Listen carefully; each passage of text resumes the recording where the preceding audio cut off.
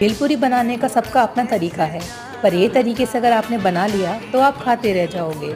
इसके लिए मैंने लिए हैं प्याज, टमाटर, उबले हुए आलू, हरी मिर्च, धनिया के पत्ते और नींबू।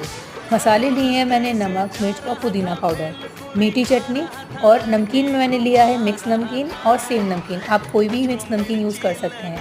और मैंने यहाँ मुरमुरे की जगह चिड़वा यूज़ किया है। आप चाहे तो मुरमुरे भी यूज़ कर सकते हैं, पर एक बार चिड़वा से बना के देखिए।